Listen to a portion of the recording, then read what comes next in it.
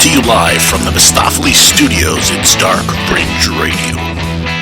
All right, guys, good evening. This is me, Will Martinez, and, of course, my co-host, as always, Jay Colosi. Jay, what's going on, man? How you doing tonight? Oh, it's just another beautiful night here in sunny South Florida. You know, dodging the bullets, taking the arrows kind of stuff. Yeah, no, man, I hear you, man. Thanks for joining me, of course, on a live episode of Dark Fringe Radio, which I am super excited about. And so tonight we have a really cool topic we're going to be getting into, of course. So we're going to be getting into the Black Hat Man, which is actually a phenomenon that's not widely talked about, but it happens a lot more than what we think. It's very common. So it also has a lot to do with a lot of other things, but we'll talk about that here in a minute. But I wanted to remind everybody how you could, of course, catch all our episodes in Dark Fringe Radio. You can go on our website, which is darkfringeradio.wordpress.com. Right there, we have all the links for all the sites there. We have over 80 episodes now, Jay. So what? That's crazy. You're full of shit. No, not at all. I mean, it's crazy, full man. Of shit. Man, over 80 episodes and available on all your streaming services, of course, that you catch all of your other shows and music on as well. So make sure you go on there, you give us a rating, a 5-star rating, and leave us a comment. That really helps us out with the advertisers. So please go ahead and do that. That's all we ask. So very simple. I want to thank Emily Menshouse Stakely. She's also streaming this through With the Frick Live page as well, and another one of her paranormal pages. I think it's Paranormal 434.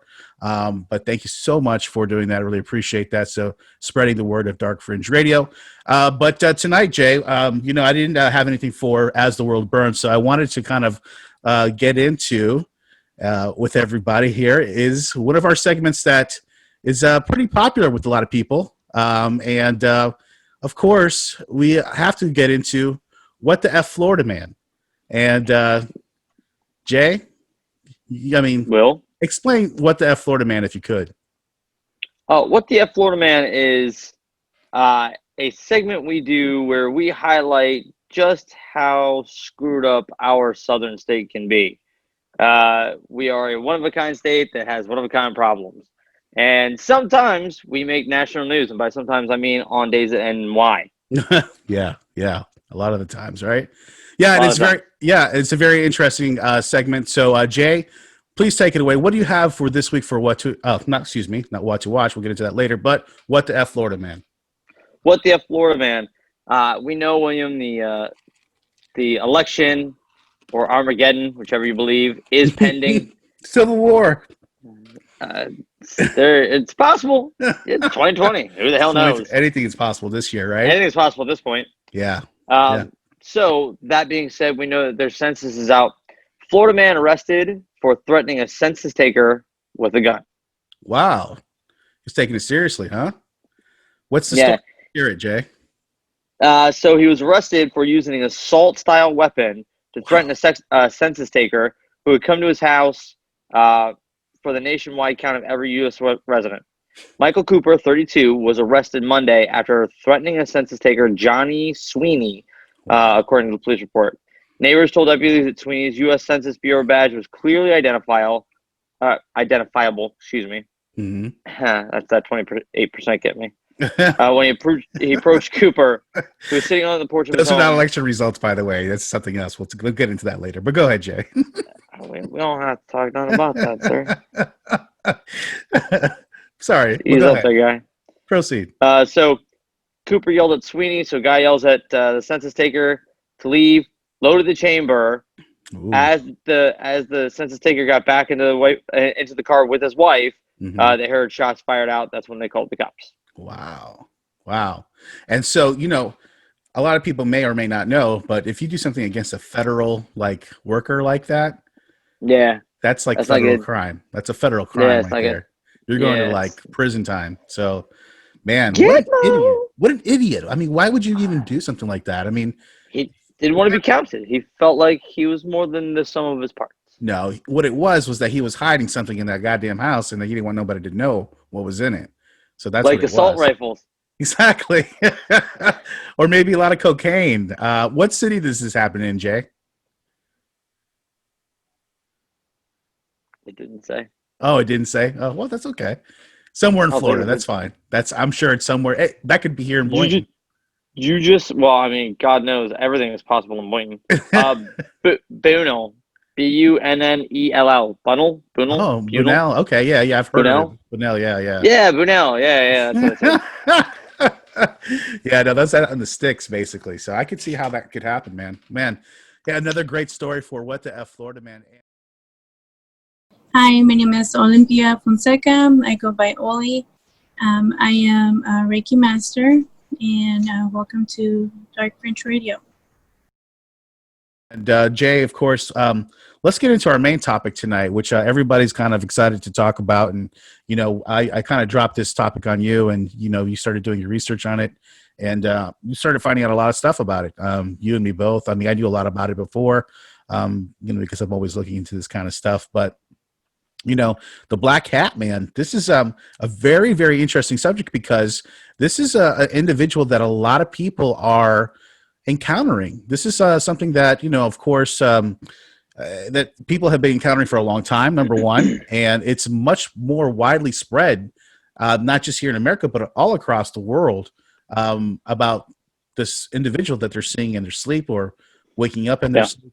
Jay, could you give me a little bit of what you know so far about the Black Hat Man? Well, I know that he actually goes much farther back than most of the night demons that we've talked about or have heard of, or that you might have looked into. He is fairly consistent with his description. Sometimes he travels by himself. Sometimes he has people that there are subordinates that go with him. That's right. But it's the shape and the form of it, I think, is most interesting, and the fact that as you look back, it's always been consistent. With all these other demons, they all kind of transmorph or change somewhat depending on the area or regionality. But this guy, it's all the same. Yeah, you're right. And it's been, very numerous people, have claimed to see this this individual in their sleep or waking up in the middle of the night.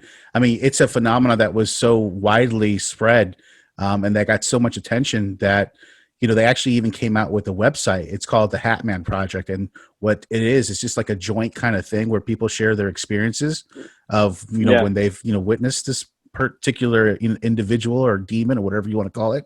But of course, it always is a shadowy figure that shows up when you're either sleeping or you're falling asleep. And of course, people want to go ahead and automatically divert to the demon side and say it's a demon or maybe an entity, which in some aspects it could be. Demons can take all kinds of forms. They can take the forms of children, loved ones, and I'm sure they could take, very creepy shit. And they could also take the form of a, man in a black hat.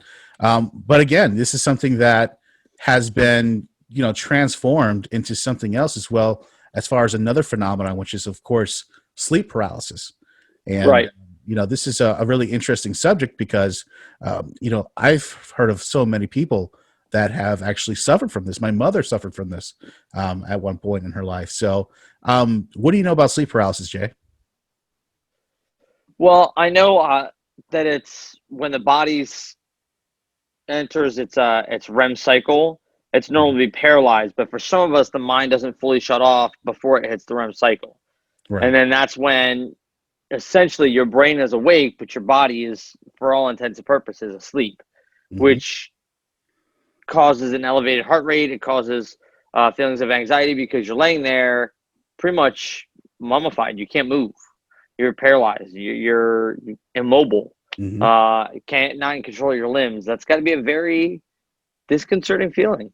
Oh, absolutely. I mean, for instance, I mean, just think about lying there, not being able to move, and just being awake at the same time. And I mean, it's how much more? No, thank you. Yeah, I mean, how much more terrifying than that could be than that? I mean, and of course, it correlates with the Black Hat Man, of course, again, and a lot of people have talked about how the Black Hat Man has been adapted as well into other things.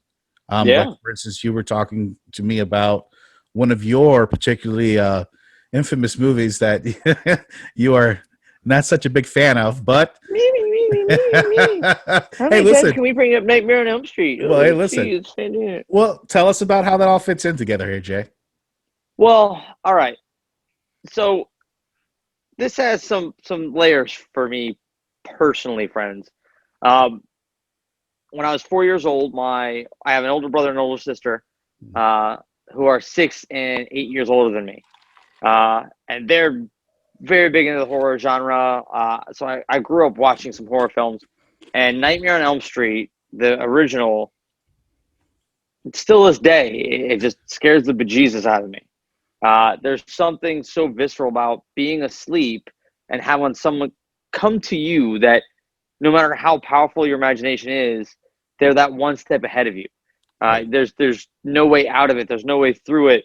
They're all powerful, and they attack you when you're most vulnerable. I mean, just the whole thought of it is awful. Right.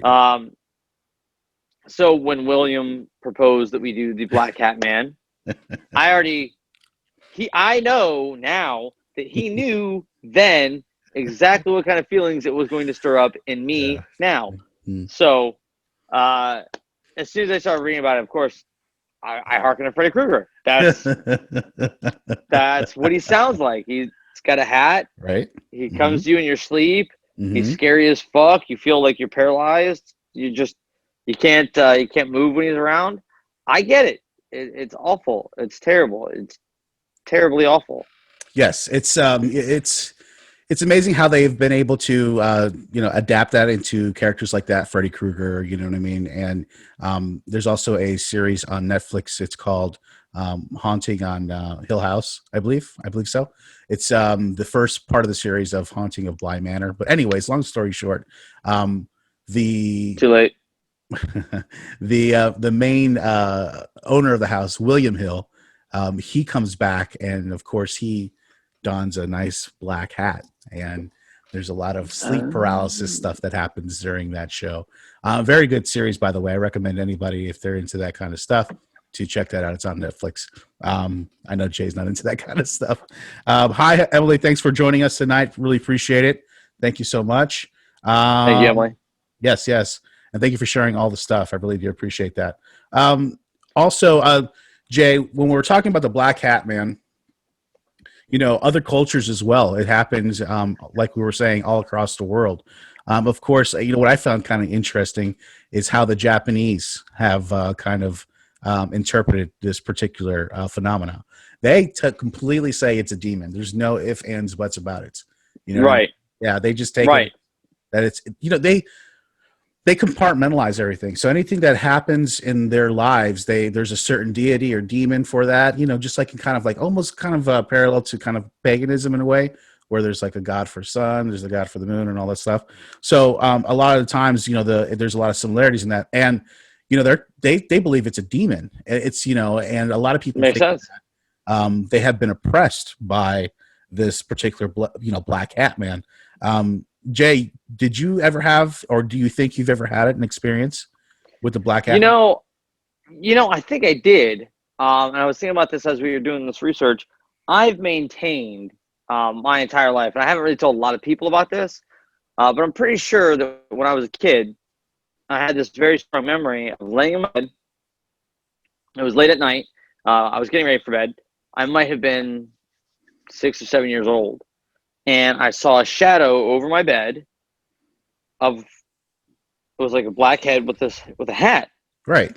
Much like Freddy Krueger would wear it. Of course, that's where my brain went. Huh. But I didn't see Freddy Krueger's face. All I saw was the shadow. Mm-hmm. Mm-hmm. So I think I did. I hope I don't have to again. Do you recall, I know because it was a long time ago, you were a kid. Yeah, it was. Do you recall that if you had any type of sleep paralysis while that was happening, did you feel like you were frozen, or? I did. You did? Okay. I did. So it went right along. It's like how the accounts of everybody else that actually have had that same type of phenomena. Yeah, oddly enough. Oh, that's so crazy. Well, again, when we're talking about sleep paralysis, again, people have different views on it. A lot of people think it could be demonic. Some people think it's just a mind thing that you just have to kind of train your mind not to do. So, I mean, it's really interesting how somebody how different people take it different ways. Yeah. But talking about your experience, which is really interesting, and how you have had all the same, experiences, that correlate with that. I Yeah. also had an experience when I was probably like 8 or 9. And I was staying at my cousin's house, my aunt's house. And I was staying there for the night. One of my closest cousins, if not my closest cousin. And I remember that night, I ended up sleeping in the living room because the Okay. couch was super comfortable. It was like one of those huge couches. And I Okay. could have slept on like a little cot on the floor and or like a little bed next to my cousin versus having this huge couch all to myself. So I was like, fuck it, I'm going to take the couch. So anyways, long story short, I'm sleeping and I wake up and I see an individual, just this black shadow, a man with a hat. And then I just saw it getting closer and closer and closer and closer and closer to me. And I remember closing my eyes, just wishing for it to go away, but having that same type of feeling of being paralyzed and not being able to move. Again, it's that feeling Now, that you never forget. You know what I mean? have you ever felt like you were attacked in a dream? In my dream? Yeah. Oh yeah. Have you ever been asleep in a dream? I've had vivid dreams before. Like you're gonna hear this shit. I've had like Please, because right. I have one. I have one also. Okay, so listen, I've had vivid dreams all my life, and I don't dream very often. This is something that certain people know about me. I don't dream very often, but when I do, super vivid, and it's like always bad and always crazy. Like one of the most recent ones that I had, it was I was on an airplane, and it was at night, and all of a sudden, the airplane starts going down. And it starts going into, because it has to land, an emergency landing, like this fucking road with big pine trees on the side. And as we're getting lower and lower and lower, the pine trees start hitting the wings and start ripping apart the wings to the point where it's just the capsule part of it. And we're just going down and we finally hit the ground. And both, like it just, for some reason, the plane just separates in half. Yeah. And I'm on one end of the half and there's the other, and I can see the other part just falling, like going away and just turning, and just all this amber felt and fire all over the place. Those are the kind of dreams that I have, man.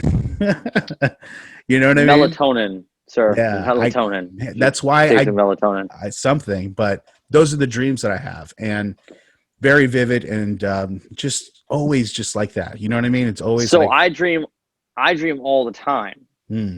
So and I do have a lot of mine are also very vivid because I was, again, so afraid of Freddy Krueger when I was a kid. I actually learned how to figure out when I was in a dream or not. Right. Like I'm pretty good at picking up on it pretty fast, and then from there I can kind of control certain things. So, but I remember there was this one night my kids were, I want to say 5 and 3 at the time. So my kids now are 16 and 14. Back then they're like 5 and 3. And it was raining and everything was black and white. There was no color whatsoever. And I was standing in front of this this apartment building, and I went to this guy that was standing underneath the street light, and I said, have you seen Two Little Blonde Kids? And turns, holds up the Krueger hand and goes, "Scissors got him." Woo! I literally flew in the building, started tearing down walls. Yeah. Finally, I realized I have to be asleep. I'm asleep. So yeah. I wake up and I roll over to my then wife, now ex-wife, and I say, "Hey, you gotta wake up." And she rolled over, and it was still Freddy Krueger. I was still fucking asleep. You were still in the dream. Still asleep. Yeah. Awful. And then finally I was able to shake out of it, but I did. Like, I felt paralyzed. Like, I felt like I knew something wasn't right, and my body was moving, but it wasn't the way I wanted it to. It was weird. Yeah, it's amazing what your mind does when you fall asleep. And again, when we're talking about the Black Hat Man, this phenomena is actually believed to actually be something in our psychosis from many years of just being afraid of somebody in a black hat. Like, for instance, when did black hats were invented? Hundreds of years ago, you know what I mean? And, if you're going to be some kind of person hiding in the street, how are you going to hide your face, conceal your face with a hat, right? Yeah. Of course. So that kind of thing over, generations and generations and generations and generations kind of gets programmed into our DNA. That's what they believe. Some people believe. And that's why we have this kind of psychosis of the black hat, man. That's also another interesting take on it. But yeah, man, dreams are something else. I would like to, talk about that a little bit more, Jay, because, again, we talk about some of the craziest dreams. I've had some crazy dreams. Yeah. I've had some crazy. I'll tell you another one. dreams. So I've had a dream. This is a recurring dream, by the way. This is a dream I've had at least, I would say, 3 or 4 times in my life. But it's always the same. So it's taking place in a desert, right? Okay. And then there's this fucking convenience store out in the middle of the desert with gas pumps and everything. But it's out in the middle of nowhere, right? And then there's an abandoned school bus that's parked like behind it to the side, and a bunch of like old cars that were like smashed. They look like they've been demolished, like from one of those those car compacting things, Yeah, of course. So the dream proceeds where there's a gang coming to the actual store. I'm outside and I'm watching all this happen, and they're shooting up the entire place. Guns just ablazing. Not fun. So I run to the bus. This happens every time. It's the same way. I run to the bus to go to cover, right? Sure. Because that's where the closest thing I'm at. So I'm going to go to I run to the bus, and I stay there, and I kind of peek my head out, and I see these guys just shooting up the whole place. And then they take off. And so I go out of the bus to go see if there's anybody that needs help, right?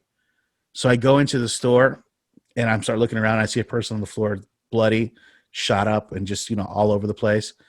And next thing I know, one of the gang guys comes back and throws a grenade inside the store. Not cool, man. And all of a sudden, I just feel, Not I see cool. this explosion, and just this heat hit my body and like my chest and my face. And I feel myself just going back, backwards like that. And I can feel, and then I wake up later, like in all this rubble, and it's just always the same way. But those are the kind of dreams that, unfortunately, that I have sometimes. They're so vivid. And again, it correlates with the black hat, man. Tell me another one of yours, Jay. I'm kind of curious. So I'll have a lot of dreams. So this month marks 21 years I've worked with kids. Right. And I'll have these dreams. The ones I have that are recurring, I'm at one of the franchises I've worked for, the one I worked for 7 years continuously that will remain nameless. I don't work for that company anymore. Right. But I have these dreams. I'm back there, and I'm looking around going, why am I here? I don't belong. I don't remember getting hired back. I don't know the curriculum. I don't know where any of the equipment is anymore. And it's just that terrible feeling of being unprepared. But it's so visceral. I can feel the mat on my toes. It's amazing how powerful your brain can be with that sensory. You can smell it sometimes when you're in that moment. Mm-hmm. I remember I had a dream about my dad not too long after he passed. I could smell. My dad had a very unique aroma. Yeah, like Pall Mall and aftershave, coffee. Pall Mall and coffee, and Yeah, like lumber. and sweat. It's sweat. Yeah. Right? Yeah. Concrete. Yeah. But I could smell my dad. Yeah. So dreams are powerful things. I've had dreams. Have you ever had a dream where you realized it was a dream and then you realized that you could fly and you actually flew? No, I wish I could do that. Those are the best. Best. I've never had that. Those are the best. I can't always do it, but there are a couple times where I'll feel myself on top of a building and I'm like, I know what's happening. Because otherwise, why would I be on top of a building? Well, that's funny you just said that, because Emily just mentioned that. She said, how about dreams about falling? You know what I mean? Have you had that? Oh, yeah. Yeah. So I have a weird thing. I twitch right as I fall asleep. Like your reset button, just wig out real quick? I think so. Right? I think so, because I'm like this from the moment I wake up to the moment I go to sleep. I might get 4 to 6 hours of sleep a night. But yeah, as I fall asleep, I'll just be like, there. I kind of wake, kind of asleep. All of a sudden, I'm like, The weirdest thing. Yeah. Well, that's actually happened to a coworker of mine. I'm no names mentioned, but he actually fell asleep at work the other day. And you know how when you fall asleep, like how you were talking about, and all of a sudden it just, they just jerk like that. Yeah. Yeah, he Yeah. did that, but he was in one of these kind of chairs, like these office chairs, and he almost fell back. No, he almost fell back. He didn't fall back. But I started laughing my ass off. I couldn't help it. I was like, whatever you were dreaming or whatever you felt jerked you right out of that seat so fast. And he started laughing. I started laughing. But yeah, man, dreams are a trip, man. Again, I've had some dreams where I was being chased by the cops, man. And I don't know what I did. I had that actually happen to me. And then waking up and thinking, oh my God, that was all a dream. Thank God. You know what I mean? I mean, I've had that dream, and those are the vivid ones. I've had dreams where we were trying to get out of Atlantic and there were terrorists there. Like fucking, like we were Steven Seagal in Under Siege. Like Columbine? Yes. Oh no. Like there are terrorists all around us and we're trying to figure our way out. I've had a couple where you were in there like that too. Yeah. Oh my gosh. Crazy shit. What do you think, Jay? Since we're on the topic of dreams and how the Hat Man, intertwines with all this, what's your belief on dreams being, kind of like harbingers of messengers, of things that are going to happen in the future? Have you ever experienced something like that? I have. I've actually had a couple times where it's nothing major, but I'll see something in a dream and then I'll see it a day or two later. I believe that dreams are definitely capable of being messengers or some kind of foreshadowing. I believe wholeheartedly that there isn't something beyond where we're at now, and that's how it communicates with us. Because I've had multiple dreams where I'll be sitting with my grandmother. My grandmother and I were very, very close, and we're having conversations. I'll have that dream a couple times a month, where it's just her and I catching up. Like we're literally just shooting the shit. She's in a wheelchair. We're on her patio in Stewart, but we're not on her patio in Stewart. That's just the craziest weird thing, how but it is like that, right? Like it's feel like that's what it is, but it's not it. Yeah. So, and I've had a lot of dreams with my dad where I know for sure my dad's visited me because he just likes to make himself known. Oh, he does. Bastard. He does. I mean, bastard. Hey, we caught an EVP. That's all I can say. We did. Yeah. We did. Yeah. We did. His gruff ass voice. Yeah. Pretty interesting stuff there. Yeah. So I think, yes, I think dreams can definitely be intersections of dimensions, time. Universes. There's something going on there that's beyond our ability to comprehend. Yeah, definitely. We won't get it until we get there. Yeah, it's interesting, also that, we're talking about dreams and, them being able to predict the future, in the Hispanic culture, they're very big on dreams being able to be interpreted for things of the future, especially when it comes to gambling and things like that, they really take that seriously, like for instance, like if you dream a dog, like in your dream, it means a certain number. And then if you play those numbers, maybe like on the Cash 3 or Fantasy 4 or 5 or whatever the hell, you might be able to hit it. You know what I mean? That's how they like in the Hispanic culture, they're really, some of them are like that. You know what I mean? No. But it's interesting because it's interesting because they have like this whole book.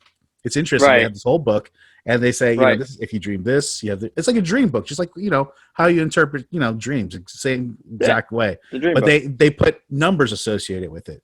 So again, you could use those numbers to your advantage, hopefully for, success in life or whatever the case may be. But, another interesting take on how, dreams can influence people in life. Jay, now, have you ever had a dream so powerful that you woke up from it and you feel like something in you changed? Oh yeah, definitely, yeah. There's some times where you dream certain things and you just you experience it that you can only experience through a dream. Yeah, it's not feasible in real life. Yes, I do believe that. Yeah, I've had that happen. Yeah, it's changed me. Some things, just do that to you. You know what I mean? Yeah. Yeah, certain things is just you can't help it. I don't believe you just can't help it. Again, talking about the black hat, man. If you guys have any questions for us, please let me know. I'm right here on the chat. Choose. I Just can't put see me the in. chat. I know you can't see the chat, but I can. Nina, she's actually a person who actually came on our podcast. She was actually a past guest. We Sweet. interviewed her regarding her on her show Paranormal Nightmare that she appeared on. Regarding Right. her ghost experience or demon experience that she had. But she says, yes, my grandma dreamed about numbers and she would use the numbers for lotto. So there you go. See? And there's sense. validation right there.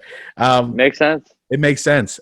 Jay, have you ever had like past animals come back to you in your dreams? Like a dog that passed Yes. away or a cat? Yes, I have actually. Yeah. I have. I actually not too long ago, because I have a dog. I Mhm. just got my little Latina dog, Paloma? Paloma, who I just realized the other day that Spanish is her first language and English is her second language. Palomita. Oh, wow. That's But the she's the funniest cutest. thing. Yeah, it's par for the course of my life, friends. That's William will tell you that's par for the course of Oh, my yeah. life. That's Oh, just yeah. how my life works. Absolutely. So, when I was a kid, I had a dog, and it was the only other dog I've ever had in my life. Stretch, and Stretch was so lazy he wouldn't eat. And not but a few months ago, I had it. Well, I guess it was almost a year ago. Because right after I got Paloma, I had like a mini anxiety attack. I'm like, what the hell am I going to do with a dog? Right. I've never had a dog since I was a child, and that night I had a dream about Stretchy, and it was all good. Yeah. Yeah. Yeah, it's funny how they come back in your dreams, man. You know, like Yeah. I don't remember my mom's old dog Benny. You remember him? I remember Benny. Yeah. So he came back to me in my dream probably a year or two ago, and you know it's weird how they just come back all of a sudden. You know, these spirits of these animals that have been in your life for Yeah. a good portion of your life. I think they just kind of get Attached. attached. Yeah, yeah. It just all kind of emulates together. You know what I mean? Yeah. They become a part of you, and it's just they'll follow Yeah. you into the next life. So I really believe that. Emily says, "Stretch, LOL." She liked that name. Well, he got the name because that was the only thing he would do. My dad bought Really? him in the 80s. Yeah. My dad was a construction worker, and in the 80s, men brought their dogs to work. So my dad had a buddy whose dog just had a litter, and so he took one of the boy dogs, and Stretchy got 1 week of work. And after my dad refused to bring him back because apparently my dad would have to carry him from job site to job site because he just refused to walk. Lazy dog. They would take him. They would take him back to play with his mom. And his mom would run around the entire house, and Stretch would wait for her. They'd run, and as soon as they got to the end, the mom turned to go around. He stopped, tried it back, waited, and did it again. We would have to dump out his food because it would get infested with ants because he just wouldn't eat it because that's just how lazy this dog was. But every day I came home from elementary school, that dog had jumped 2 fences to be in front of my door. I had to put him back in the backyard every single day. Yeah. Every single day for kindergarten, first, second, and third grade. That's awesome. Yeah. Yeah. See, and there you go. Great dog. Those are the things that they do. They get attached, and again, that spirit of that animal will always be with you. Emily mentioned something as well, which I thought was pretty interesting. Past life dreams. That's deep. You know what I mean? Have you ever felt like you were like in a different body or something like that? Or I've never had anything like that myself. I can't say. I've had dreams. I've had dreams where it felt like it was a life that should have been. So I'm me, but it's like as if I hadn't hit a particular fork in the road, what my life would be like. And it does. It feels super duper real until I realize that things aren't quite right. Right. But yeah, I've had not past lives. Like I've had dreams where I'm other people, but I never associate it with like a past life.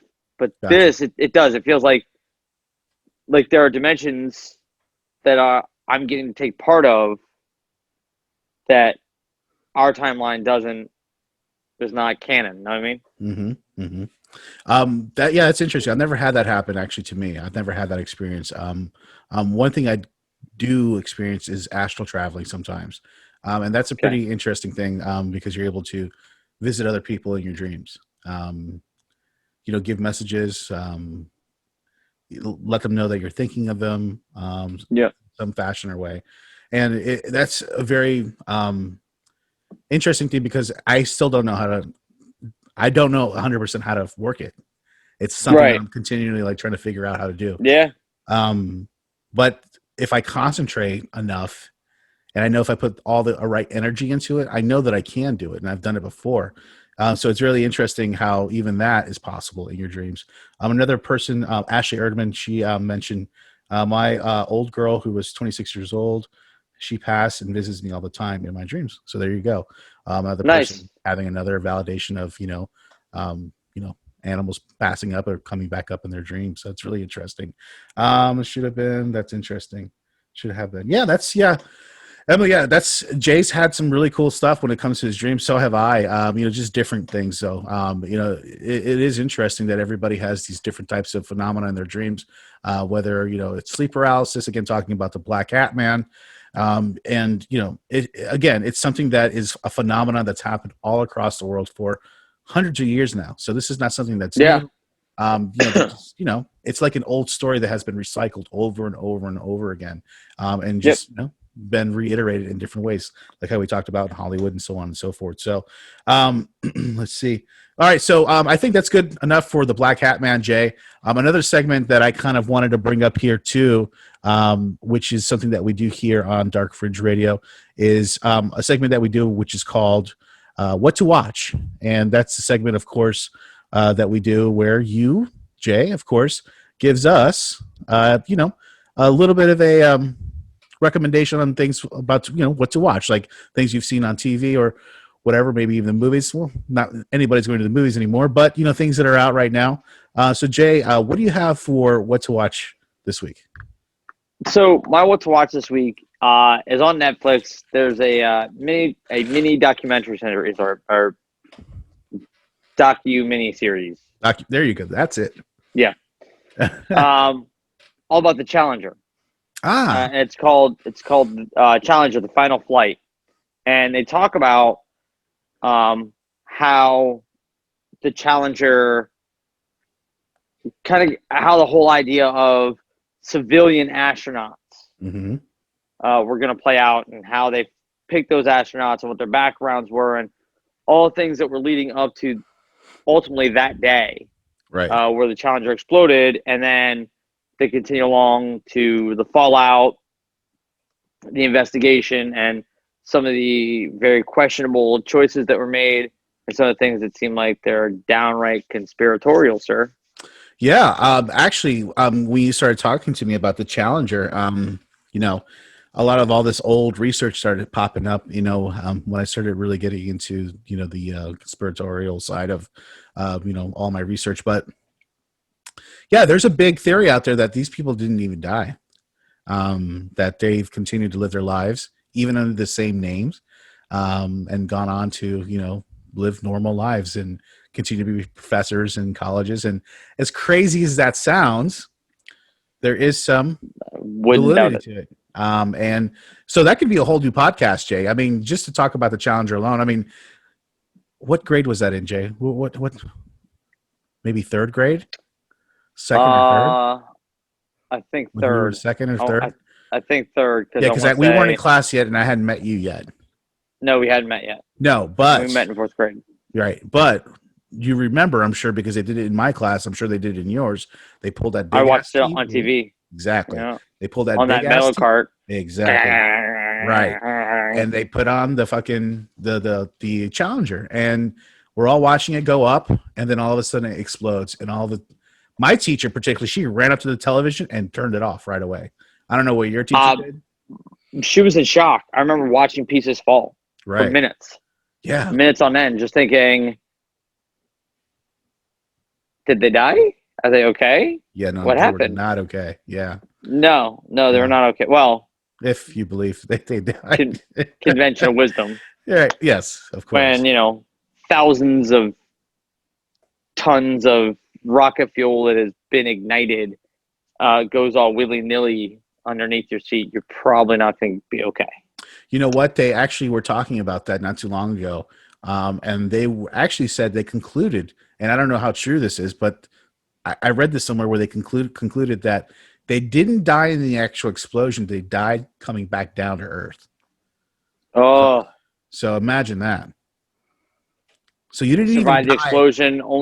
I'd rather die in the explosion. Exactly. Now you're just prolonging all this, the death that it's going to be inevitable at this point. Just the thought of falling like that. Ugh. Again, talking about dreams about falling. So, again, yeah. Listen, that's a very interesting subject. I think we should definitely dedicate another podcast to that because I really do think so. Yeah, I really do think that that has a lot to be investigated in that actual topic. But so that's a great suggestion, Jay, for this week for what to watch. I want to recommend a couple things this week as well. Okay. If you can, there's this show called Unexplained with William Shatner. I'm not sure if you know about it, but good old Bill Shatner. Good old Bill Shatner, and it's Kirk. Exactly. He has this show called Unexplained, and he really gets into a lot of these same topics that we get into here at Dark Fringe Radio. I mean, he gets into psychics and predicting the future, and I saw a couple great episodes already for the second season. Really good stuff, Jay. So if you're really into all that, check out Unexplained with William Shatner. Really good show. And another one that I wanted to recommend for the horror side for this, for this Halloween season is BBC's Dracula. Now, BBC, actually BBC. Can you believe that? Yeah, BBC did this series on Dracula. It was, I think, a 3 or 4 part series. Okay. The guy who plays it is unbelievable. He is a very, very believable Dracula. Van Helsing is a woman, which is awesome. And she's this badass nun. Good stuff. Yeah. She's like a foul-mouthed badass nun. So it's really cool. They kind of change up the story a little bit. So yeah, I would definitely recommend that. And of course, Haunting on Hill House over there on Netflix. And then I guess the new one just came out, Haunting of Bly Manor. So yeah, definitely check that out. Where did it originate? So, Emily had a question about where it originated. Well, Emily, the Black Hat Man originated, hundreds of years ago. We kind of alluded to that earlier. The origin of the actual story of the Black Hat Man actually started with Jack the Ripper back in that time, where it got more and more popular and famous because Jack the Ripper actually was known to have a tall black hat when he had, attacked his victims. But that's where the story kind of got more famous. But it happened hundreds of years before that as well. People had accounts all throughout the world of some demon in a hat. And I mean, we're talking about from Japan to England to Russia, all across the world. You're getting the same account of this, man in a black hat. And again, it originated hundreds and hundreds of years ago. So they really can't find like the origin of where it really started. But where it really took off is around that time with Jack the Ripper in London during that time. And so, of course, that legend grew very, very big and still continues to be a pretty big subject to this day. So, hello, Sarah. Thanks for watching. Appreciate it. Yes, a badass nun. Exactly.